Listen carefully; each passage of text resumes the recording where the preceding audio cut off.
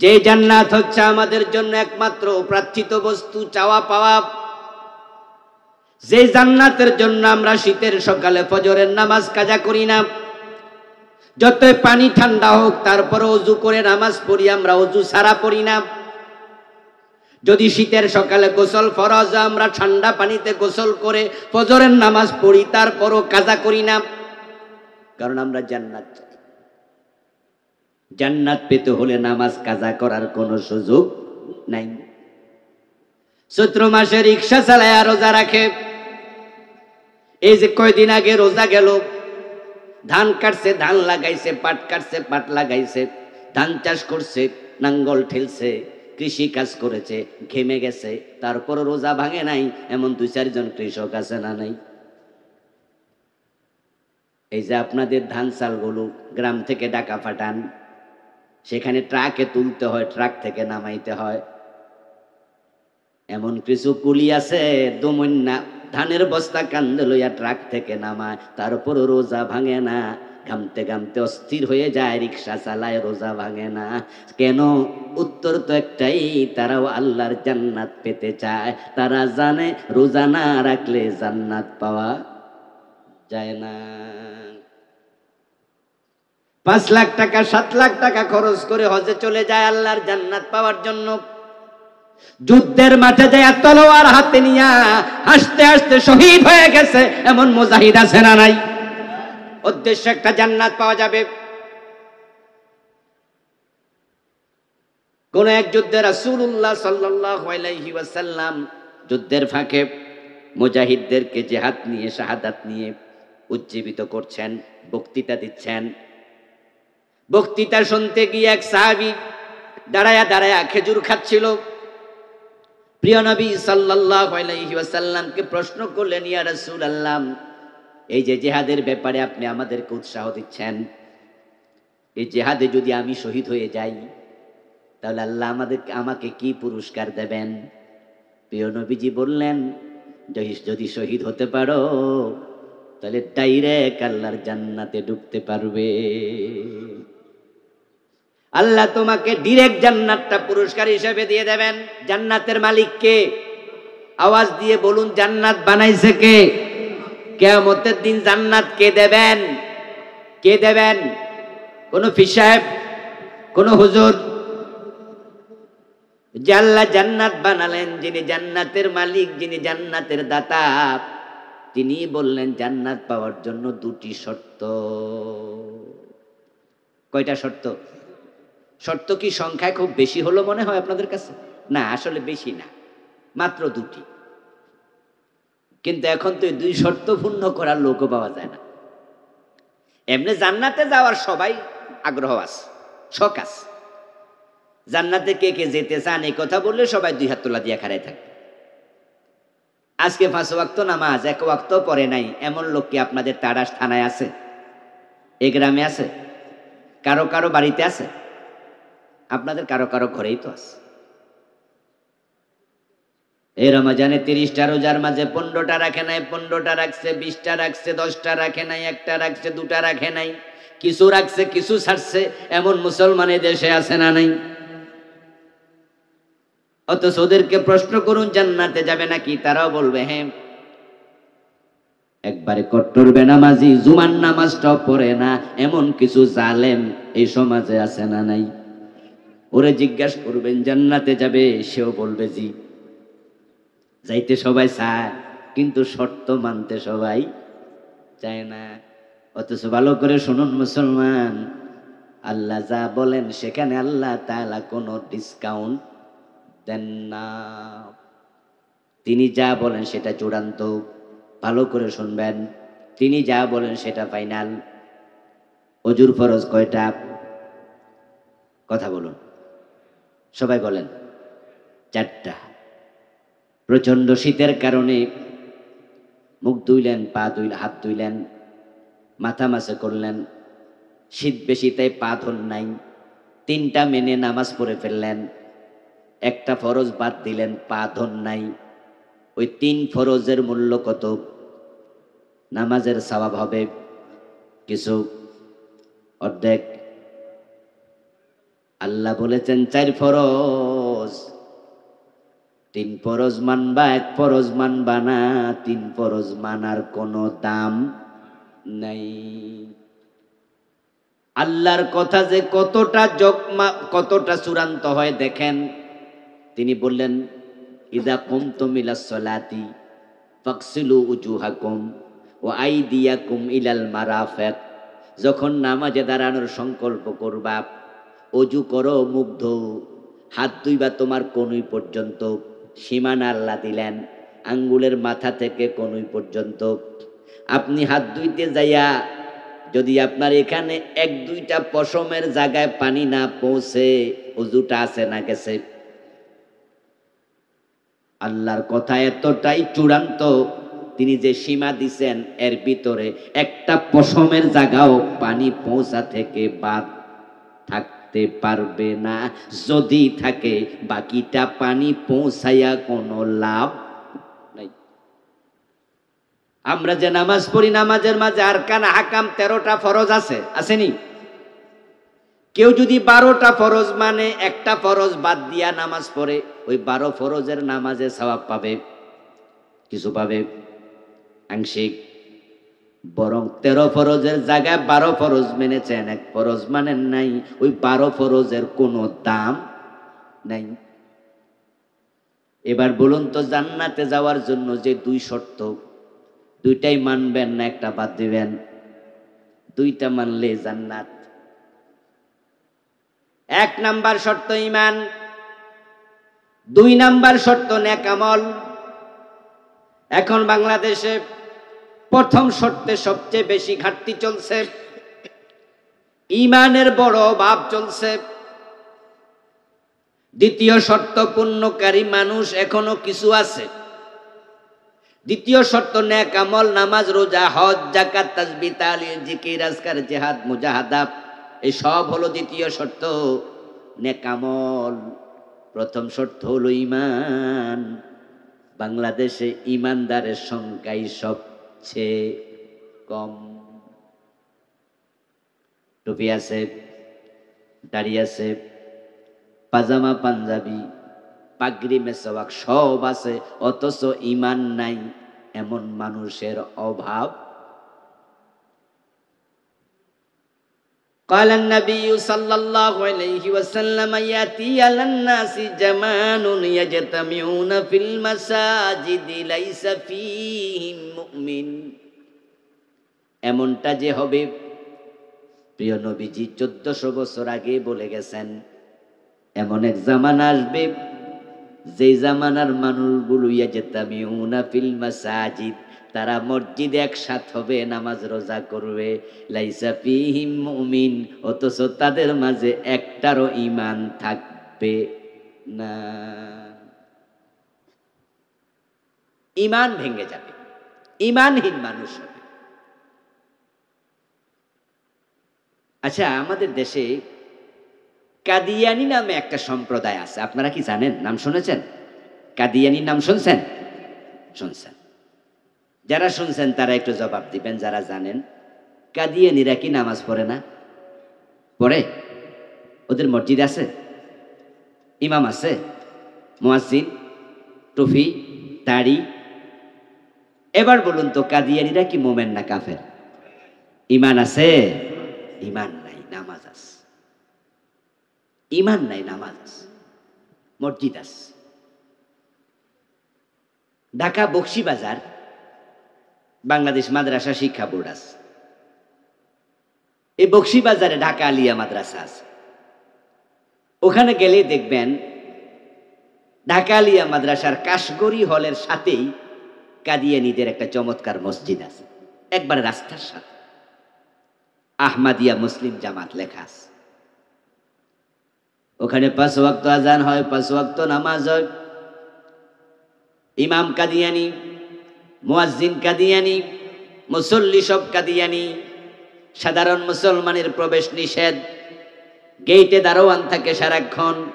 কেউ ঢুকতে চাইলে জেরা করে, তার সাথে কথাবার্তা বলে আগে যাচাই করে সে কাদিয়ানী কিনা। কাদিয়ানী না হলে ঢুকতে দেয় না, দেখায় ওই মসজিদ এটা নয়।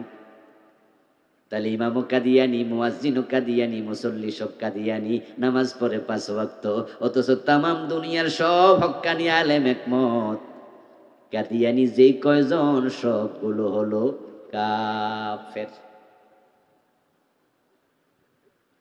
মসজিদে গিয়ে আল্লাহরে সেজদা দেয়, তারপরে আবার মাজারে যায়া পীরের পায়ে সেজদা দেয়, এমন লোক বাংলাদেশে আছে না নাই? যে পীরের পায়ে সেজদা দিল লোকটা মুমিন না মুশরিক? ঈমান আছে না গেছে? এইভাবে বাংলাদেশে কত লোক আছে যারা 5 ওয়াক্ত নামাজ পড়ে অথচ তার ঈমানটাই নাই। রাসূলুল্লাহ সাল্লাল্লাহু আলাইহি ওয়াসাল্লাম বলেছেন, তাকুনু বাইনাস সাআতি ফিতানুন কাকতাইল লাইলিল মুসলিম ইউসবিহু ফিহা আর-রাজুলু মুমিনান ফায়ুমসি কাফিরা ওয়া ইউমসি মুমিনান ফায়ুসবিহু কাফিরা ওয়া ইয়াবিউ আকওয়ামুন দীনাহুম বিআরাদিম মিনাদ দুনিয়া। প্রিয় নবীজি বলতেছেন, কিয়ামতের আগে অবস্থা বড় ভয়াবহ হবে। সূর্য ডুবে গেলে চারদিক থেকে যেমন আধার ধেয়ে আসে, কিয়ামতের আগে তামাম দুনিয়া থেকে কুফর বের হবে। ওই কুফরির জামানা এত জঘন্য হবে, মানুষগুলো সকাল বেলায় মুমিন থাকবে, সন্ধ্যা বেলায় কাফের হয়ে যাবে।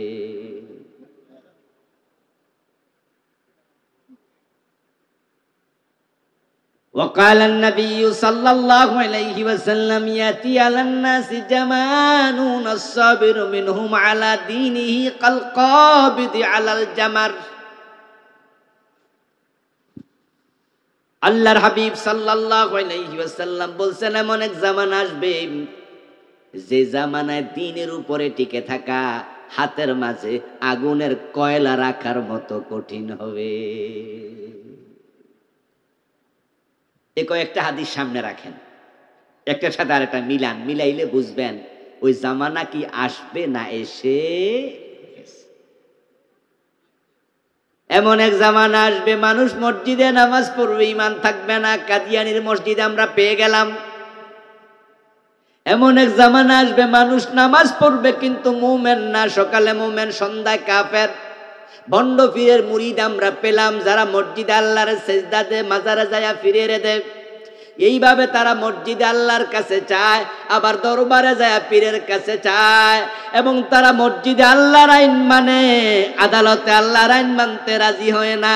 যারা আল্লাহর কিছু আইন মানে না, বাদ দিয়েছে, তারা একজনও মুমিন না।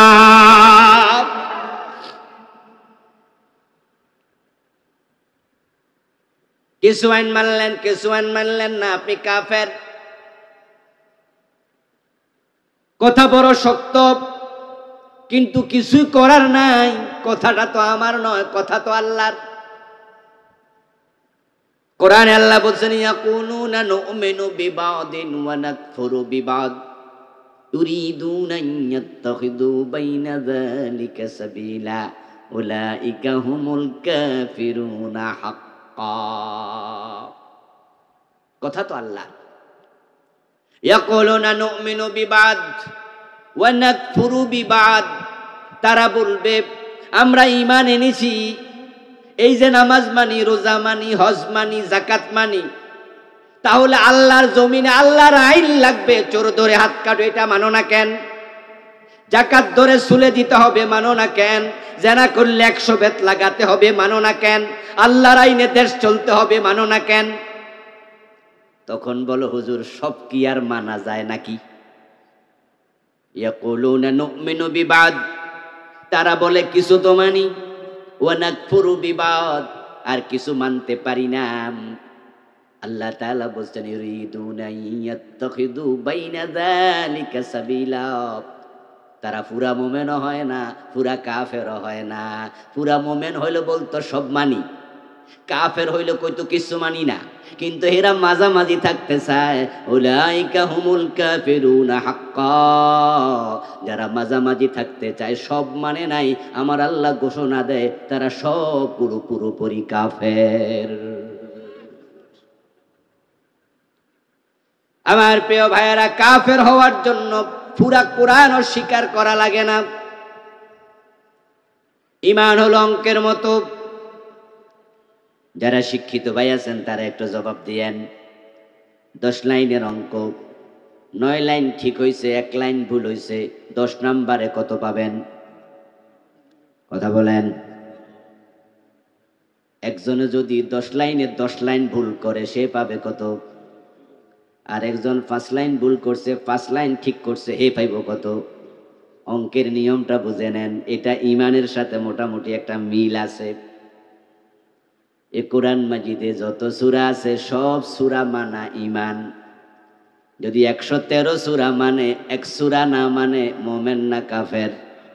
113টা নাম মানলো, কই লাভ নাই। অঙ্কের মতো 10 লাইন অঙ্ক, 9 লাইন ঠিক হয়েছে, 1 লাইন ভুল হয়েছে, 0। ওই 9 লাইন ঠিক হইয়া কোনো লাভ নেই। বিসমিল্লাহর বা থেকে মিনাল জিন্নাতি ওয়ান নাসের সিন পর্যন্ত যত হরফ আছে সবগুলো একসাথে মেনে নেও, এটার নাম ইমান।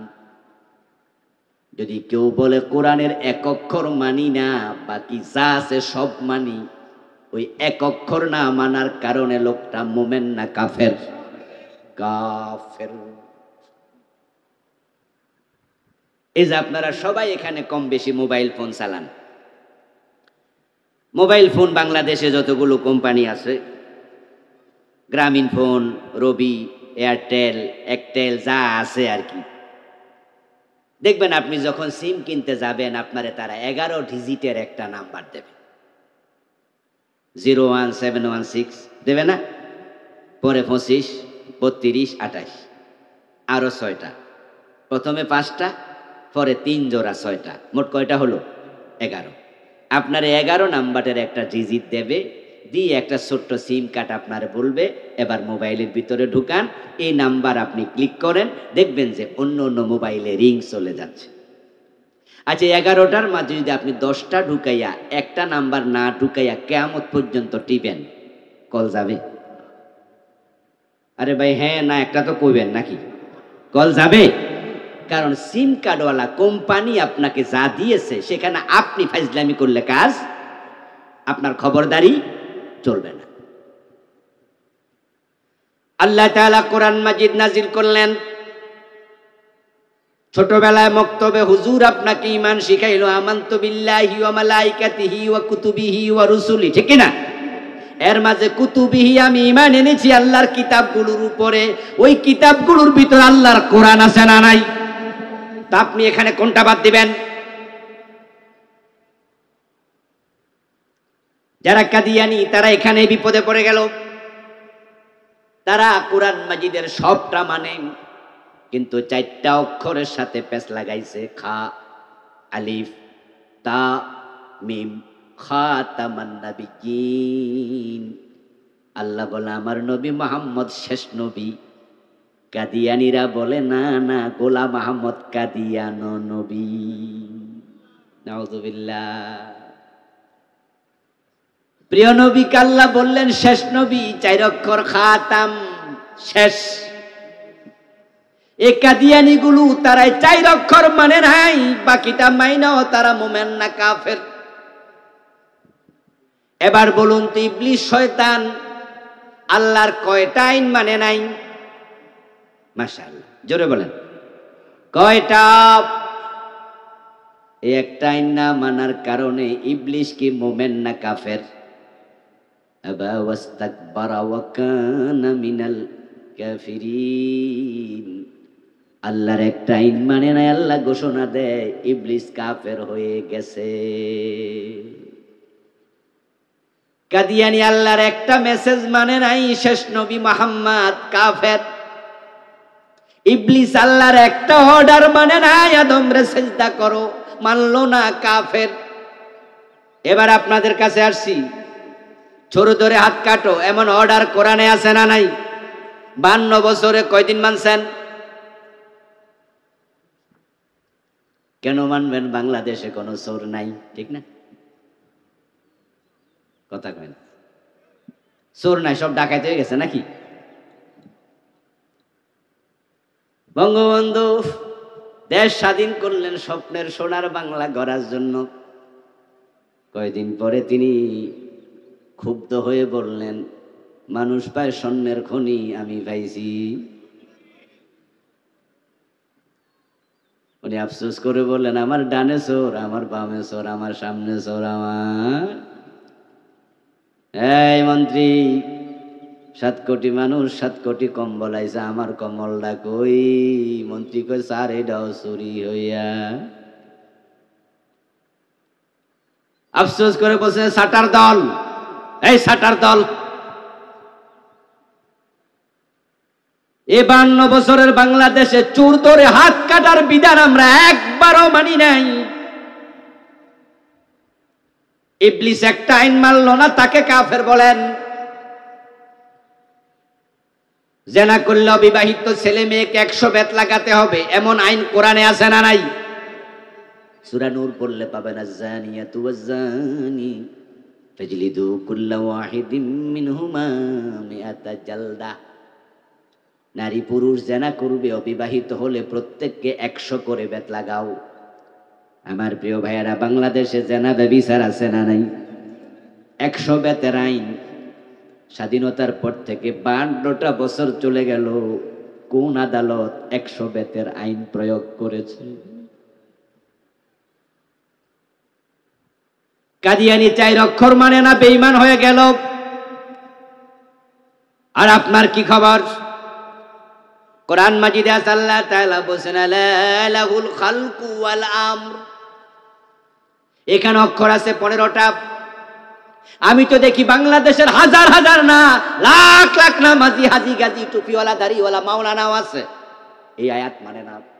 অক্ষর আছে 15টা। কাদিয়ানি মানে না 4টা অক্ষর, তারা কাফের, ফতুয়া দিয়া মজা নেন।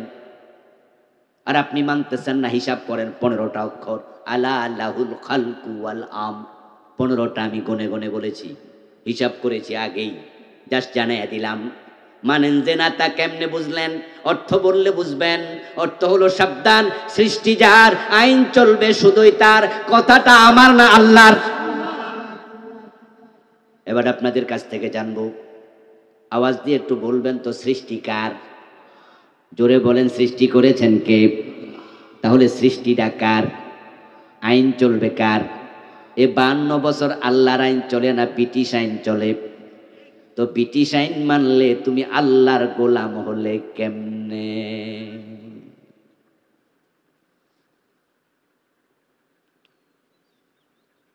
আল্লাহর একটা আইন মানে নাই, শয়তান কাফের হয়ে গেল। তোমরা ডজন ডজন বাদ দিলা, মোমেন দাবি করো কেমনে?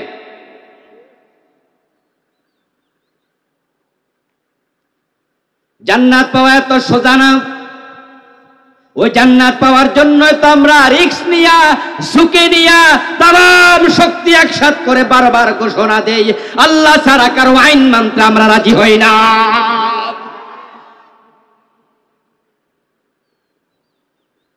শুধু আল্লাহর আইন মানি, এই কথা বলার কারণে তো বাংলাদেশে আল্লাহর কত বান্দা বিনা দোষে শুধুমাত্র শত্রুতা করে দোষ চাপাইয়া দিয়া ফাঁসির রশি গলায় ঝুলাইয়া দিছে। যে বিশ্ববিখ্যাত মুফাসসির 40 বছরের মতো তামাম দুনিয়া তাফসীর করছে কোরআনের, উনারে তারা দর্শনকারী বানাইল, উনাকে তারা হত্যাকারী বানাইল, লুণ্ঠনকারী বানাইয়া যাবজ্জীবন জেল দিল, শুরুতে ফাঁসির অর্ডার দিল। জেলখানায় আল্লাহর বান্দা মরে গেল। যে লোকটা 40 বছর তাফসীর করে, তাকে আমরা কাছ থেকে দেখেছি, কাছ থেকে শুনেছি। উনার মাহফিল এরকম পাশে বসে, মাটিতে বসে কত ওয়াজ শুনেছি। যার মুখের কথা শুনে কাফের ইমানদার হয়ে যায়, বেনামাজি নামাজি হয়ে যায়। আল্লাহর কসম করে বললে কসম ভঙ্গ হবে না, ওই আল্লাহর বান্দা দর্শনকারী হতে পারে না।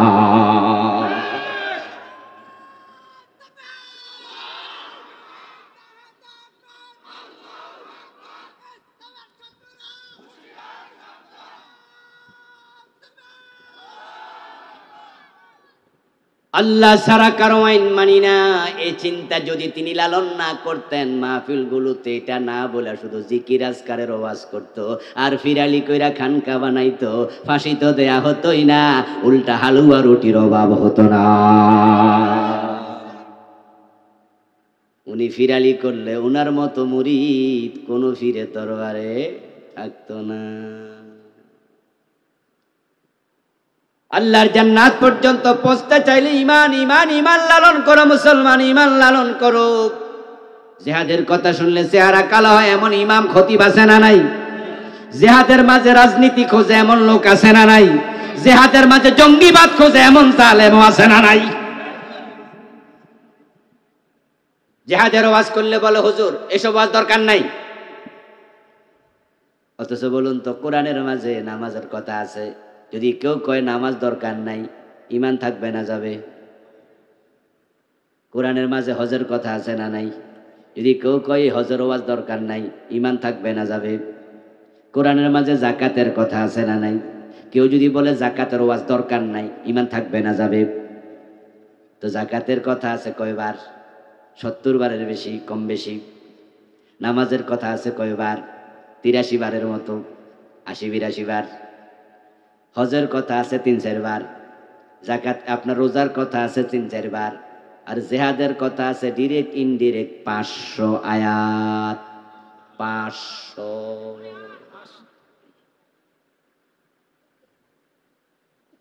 যদি কেউ বলে হজের ওয়াজ দরকার নাই, আপনি বলবেন কি কইলি? ইসলামে হজ আছে, কিসের ওয়াজ দরকার নাই? ইসলামে যা আছে তা আমরা শুনবো। অথচ রাসূল হজ করছে জীবনে একবার, আর 27টি যুদ্ধে সেনাপতি হয়ে তলোয়ার হাতে নিছে 27 বার। ওই জিহাদের কথা কইলে হুজুরের চেহারাও কালো হয় এমন হুজুর আছে না নাই? ইমান থাকলো কেমনে? সকালবেলা মুমিন হবে, সন্ধ্যাবেলায় কাফের হয়ে যাবে কিয়ামতের আগে। এই যে গত পরশু দিনের আগের দিন পয়লা বৈশাখ গেল, এই পয়লা বৈশাখ উপলক্ষে আমাদের মুসলমানের সন্তানরা কত কুফরি কালাম উচ্চারণ করছে। নাউজুবিল্লাহ নাউজুবিল্লাহ। পয়লা বৈশাখ রমনার বটমূলে ভোরবেলায় সূর্যোদয়ের সময় একত্রিত হয়েছে আমাদের মুসলমানের সন্তানেরা। তারপরে সামনে দোতরা, হারমোনিয়াম, এরপরে ঢোল তবলা লইয়া বইছে। বইয়া তারা সকালবেলায় রবীন্দ্রনাথ ঠাকুরের একটা কবিতা গান দিয়া শুরু করছে, বৈশাখ উদযাপন, এসো হে বৈশাখ এসো এসো। শুনছেন নি আপনারা? আচ্ছা, না শুনলেই ভালো। এসো হে বৈশাখ এসো এসো। আচ্ছা, বৈশাখের ডাকুক গা, ইমান যাইব না, এটাতে কুফরি নাই। কুফরি কোথায় আছে জানেন? এই গানের কয়েক লাইন যাওয়ার পরে, কয়েক স্তবক পড়ার পরে সামনে গেলে সেখানে তারা রবীন্দ্রনাথ ঠাকুরের কবিতা, তো উনার বিশ্বাস হলো আগুন দিয়ে যা ছাই করা হয় তা পবিত্র হয়। হিন্দুদের ধর্ম বিশ্বাস আগুন দিয়ে পোড়ানোর পরে বস্তু হয় শুচি পবিত্র। এজন্য তারা মানুষের লাশ পোড়াইয়া দগ্ধ করে দেয়। তারা বলে গুনাহ সহ যা ছিল সব জ্বালাইয়া শুচি করে দিয়েছি। রবীন্দ্রনাথ ঠাকুরের কবিতা এসো হে বৈশাখ এসো এসো গুগলে সার্চ করবেন, করলে আপনি এখনই দেখতে পাবেন। কয়েক লাইন যাওয়ার পরে সেখানে আছে অগ্নি স্নানে শুচি হোক ধরা। অগ্নি স্নানে শুচি হোক ধরা, অর্থাৎ আগুনের গোসল দিয়া বৈশাখ তুমি পৃথিবীকে পরিশুদ্ধ করো। আগুন দিয়ে পোড়াইলে পরিশুদ্ধ হয়। এটা কি মুসলমানের ধর্ম বিশ্বাস না হিন্দুর? কিন্তু এই কবিতা গাওয়াইলো কাদের মুখ দিয়া? মুসলমানের সন্তানদের মুখ দিয়া। সকালবেলা সূর্য ওঠার সাথে সাথে ছায়ানটের গায়কেরা গায়িকারা অন্য অন্য আপনার বিভিন্ন শিল্প গোষ্ঠী এসো হে বৈশাখ বলে শিরকি কথাবার্তা কুফরি দিয়া সকাল শুরু। আচ্ছা, 1-2 ঘন্টা পরে আবার ঢাকা ইউনিভার্সিটির চারুকলা অনুষদ, ওখান থেকে তারা মঙ্গল শোভাযাত্রা বের করল। ওই মঙ্গল শোভাযাত্রা বের করার সময় আপনারা কি দেখবেন? তাদের কারো হাতে হনুমানের ছবি, কারো হাতে কুমিরের ছবি, কারো হাতের প্লে কার্ডের মাঝে হাতির ছবি, লম্বা সাপের ছবি। আচ্ছা, পহেলাই বৈশাখের সাথে কুমিরের সম্পর্ক কি? সাপের মূর্তির সম্পর্ক কি? হাতির মূর্তির সম্পর্ক কি? পহেলাই বৈশাখ বাংলা নববর্ষ। এই বাংলা নববর্ষটা চালু করছিল কোন হিন্দু নাকি সম্রাট আকবর? যারা জানেন তারা কথা বলেন। এটা কি কোনো হিন্দু চালু করছে না সম্রাট আকবরে? সম্রাট আকবর কি হিন্দুর সন্তান? বৌদ্ধ খ্রিস্টান?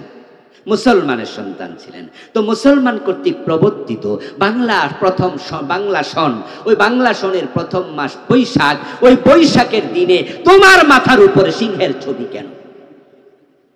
কে তুলে দিল? সাপের মূর্তি কে তুলে দিল? সেখানে কেন আসলো আপনার হাতে হনুমান? খোঁজ নিয়ে দেখেন, এই সিংহ, এই হনুমান, এই হাতি, এই সাপ সবগুলো হচ্ছে হিন্দুদের বিভিন্ন দেবতার বাহন। আপনারা শুনে থাকবেন, আজ থেকে কয়েক বছর আগে আমাদের দেশের একজন নেত্রী হিন্দুদের দুর্গা পূজায় গিয়ে বলেছিলেন, মা দুর্গা এবার গজে চড়ে, হাতিতে চড়ে স্বর্গ থেকে মর্তে নেমেছে, তাই এবার ধান বেশি হবে। এই কথা কি আপনাদের মনে আছে কারো কারো? আচ্ছা, মনে আছে, তাহলে আমি একাই শুনি না, আপনারাও শুনেছেন। মা দুর্গা দেবী স্বর্গ থেকে মর্তে নেমে আসছে কিসে চড়ে? গজ। গজ মানে হাতি। তাহলে তারা বুঝালো দুর্গা দেবীর বাহনের নাম কি? কথা বলে না কেন ভাইয়া? না বুঝলে অন্য একটা কোন, বুঝলে এটা বলেন। হাতি কি?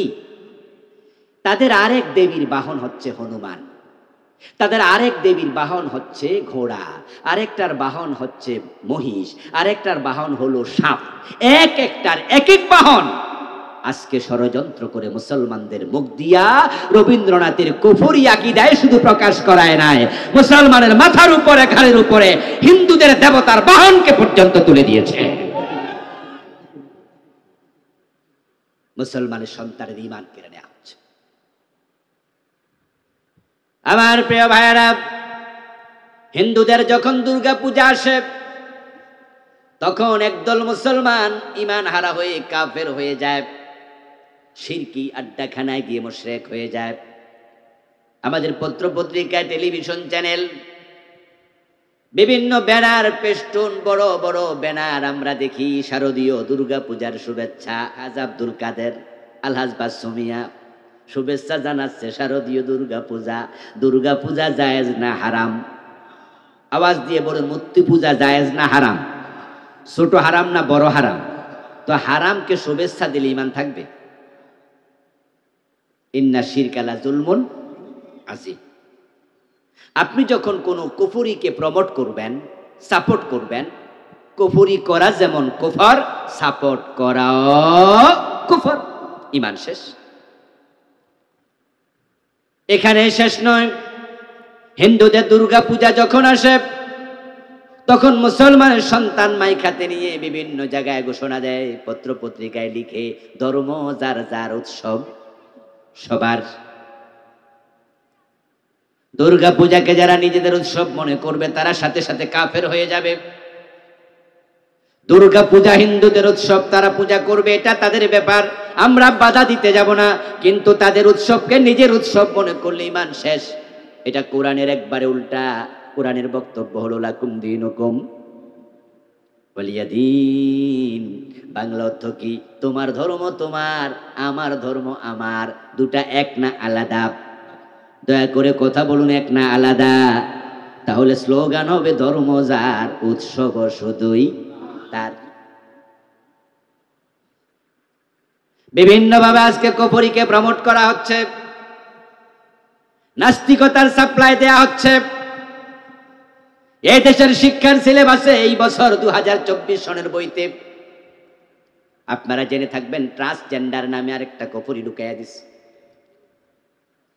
ছেলে নিজকে মেয়ে মনে করবে, মেয়ে নিজেকে ছেলে মনে করবে।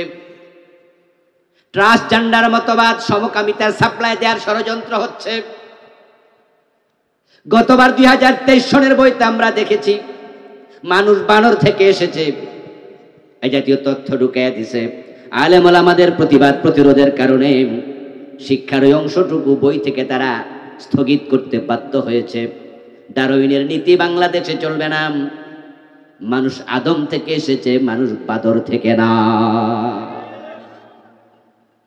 এবার ট্রান্সজেন্ডারের বিরুদ্ধে আমাদের কথাবার্তা চলছে। আমরা আশা করছি এটাও সংশোধিত হবে। গত পরশুদিন আপনারা দেখেছেন, গতকালকে দেখেছেন সোশ্যাল মিডিয়া তোলফার হয়ে গিয়েছে। ওয়ালটন নামক একটা কোম্পানি বাংলাদেশি পণ্য যারা বানিয়ে বিক্রি করছে, তার রূপান্তর নামক একটি নাটককে তারা ডোনেট করেছে। রূপান্তর নামক একটি নাটক ইউটিউবে আপলোড করা হয়েছে, যেখানে একজন ছেলে, বাংলাদেশি একজন মুসলমানের সন্তান সুবান, সে নিজেকে প্রথমে ছেলে, নাটকের শেষ অংশে নিজেকে সে মেয়ে বানিয়েছে। বুঝাতে চাইল রূপান্তর হওয়া যায়, ছেলে মেয়ে হওয়া যায়, মেয়ে ছেলে হওয়া যায়। এই নাটককে ডোনেট করেছে ওয়ালটন কোম্পানি। এটা যখন আমাদের সামনে আসলো, আমরা সোশ্যাল মিডিয়া তার বিরুদ্ধে লিখতে শুরু করলাম। সেখানে আমি আমার ফেসবুক থেকে লিখেছি, আমি নিজেও ওয়ালটন কোম্পানির বিভিন্ন পণ্যের গ্রাহক, কারণ এটা বাংলাদেশি কোম্পানি। কিন্তু তারা যদি ইসলামের বিরুদ্ধে অবস্থান নেয়, ওয়ালটনকে আমরা বয়কট করতে বাধ্য হব। যখন তামাম ফেসবুক জুড়ে আলোড়ন তৈরি হলো, আলহামদুলিল্লাহ আমরা গতকালকে সকালবেলা প্রতিবাদ শুরু করেছি। বিকাল বেলায় দেখলাম ওয়ালটন কোম্পানির পক্ষ থেকে দুঃখ প্রকাশ করে তারা একটি সার্কুলার জারি করেছে যে আমরা এটা খতিয়ে দেখছি এবং আমরা এটার সাথে সম্পর্ক রাখবো না। আলহামদুলিল্লাহ সন্ধ্যাবেলায় দেখলাম ইউটিউব চ্যানেল থেকে রূপান্তর নাটকটাকে তারা ব্যান করে দিয়েছে। তাহলে মুসলমানের প্রতিবাদে একটা রেজাল্ট আছে না নাই? আমরা বাংলাদেশ যত কুফরি আছে, তত শিরক আছে, সবগুলোর বিরুদ্ধে মাথা তুলে দাঁড়াবো। বাংলার শাহজালালের বাংলাদেশে শিরকের আস্তানাকে আমরা চূর্ণ বিচূর্ণ করে দেব ইনশাআল্লাহ। আমাদের সন্তানরা শিরক শিখবে, কুফরি শিখবে, এটা আমরা মেনে নিতে পারি না। আমার প্রিয় ভাইয়েরা, ঈমান বাঁচান জান্নাতে যেতে হলে। ঈমান ভঙ্গের 10 কারণ থেকে নিজেকে সেভ করবেন। দ্বিতীয় হচ্ছে নেক আমল, জান্নাতে যাওয়ার দ্বিতীয় শর্ত। নেক আমল মানে হচ্ছে মা আতাকুমুর রাসূলু ফাখুযুহু ওয়া মা নাহাকুম আনহু ফান্তাহু। আল্লাহর হাবিব যা করতে বলেছে করো, যা ছাড়তে বলেছে ছাড়ো। নামাজ পড়বেন আবার সুদ খাবেন, এটার নাম নেক আমল না। যা করতে বলেছেন করো, যা ছাড়তে বলেছেন ছাড়ো, দুটার সমন্বয় হওয়া লাগবে। এই যে আমার মাইকের ছোট্ট আওয়াজ আপনাদের কাছে বড় হয়ে পৌঁছছে, এখান থেকে একটা তার বের হয়ে এটা কিন্তু ব্যাটারির সাথে সংযুক্ত হয়েছে। ব্যাটারির মাঝে আপনি দেখবেন যে ক্লিপ আছে কয়টা? কথা বলেন না লোকেরা, কয়টা? একটা নেগেটিভ আর একটার নাম কি? পজিটিভ। আচ্ছা, একটা ক্লিপ রেখে আরেকটা খুলে ফেললাম, মাইকে আওয়াজ হবে? এই যে ফ্যান চলতেছে, বাতি জ্বলে, বাতির মাঝেও দুইটা লাইন আছে না নাই? একটা নেগেটিভ আর একটা পজিটিভ। আপনি একটা লাগায় আরেকটা খুলে ফেলেন, বাতি জ্বলবে না। ইসলামও দুটা বিধান, মা আতাকুমুর রাসূলু ফাখুযুহু ওয়া মা নাহাকুম আনহু ফান্তাহু। যা করতে বলেছেন করো, যা ছাড়তে বলেছেন ছাড়ো। আল্লাহ বলছে নামাজ পড়ো, রাসূল বলেছে নামাজ পড়ো। আলহামদুলিল্লাহ 5 ওয়াক্ত নামাজ। আল্লাহ রাসূল বলছে সুদ খেও না, ঘুষ খেও না, ওজনে কম দিও না, মালে বেজাল দিও না, মানুষ ঠকাইও না। আর আপনি এখানেও আছেন, দুই জায়গায় যদি একসাথে থাকেন, আল্লাহকে খুশি রাখো আগো, মগর শয়তানকে বেজার না করো। সুবিধাবাদ জিন্দাবাদে মোমেন হওয়া যাবে না। এই জন্য হারামগুলো পরিত্যাগ করুন, ফরজগুলো আঁকড়িয়ে ধরুন। সবটা সমন্বিত হলে এটার নাম হবে নেক আমল। এটার নাম নেক আমল, আমলে সালেহাত। আল্লাহ তাআলা আমাদের সকলকে ঈমান এবং নেক আমলের সাথে দুনিয়ার জিন্দেগি যাপন করে কালেমা পড়তে পড়তে মরার জন্য কবুল করুক। সবাই বলি আমিন। হাযা মা ইনদি ওয়াল ইলমু ইনদাল্লাহ আলাইহি তাওয়াক্কালতু ওয়া ইলাইহি উনীব। প্রিয় ভাইয়েরা, এই প্রচণ্ড গরমের মাঝে দীর্ঘ সময় ধরে আপনারা বসে আলোচনা শুনেছেন, এজন্য আপনাদের সকলকে মোবারকবাদ জানাচ্ছি। আমরা দোয়া করে তারপরে ইনশাআল্লাহ বিদায় নেব। 5 ওয়াক্ত নামাজের ব্যাপারে যত্নবান হবেন, মা বোনদেরকে পর্দায় রাখবেন, নিজেরা ইসলাম মেনে চলবেন, কোরআন পড়বেন, কোরআনের অনুসরণ করবেন। ইনশাআল্লাহ হাসতে হাসতে আল্লাহর জান্নাত পর্যন্ত পৌঁছে যাবেন। সে পথে এগিয়ে যাওয়ার তৌফিক আল্লাহ আমাদের দান করুন। আমার গাড়ি আছে সামনে, ওখানে আমার লেখা 7টি বই, তার মাঝে শিরকের বইটা নেই, বাকি 6টা বই আছে। যারা নিতে চান ড্রাইভার সাহেবের সাথে দেখা করে আমার লেখা বইগুলো সংগ্রহ করতে পারবেন। বেদাতের উপরে লিখেছি, মেরাজের উপরে, ঈমান কুফর নিফাক, সালাতের উপরে, ব্যক্তি ও পরিবার গঠনে ইসলাম, ওহির আয়নায় পরকাল, এই বইগুলো আছে, ইনশাআল্লাহ নেয়ার আহ্বান।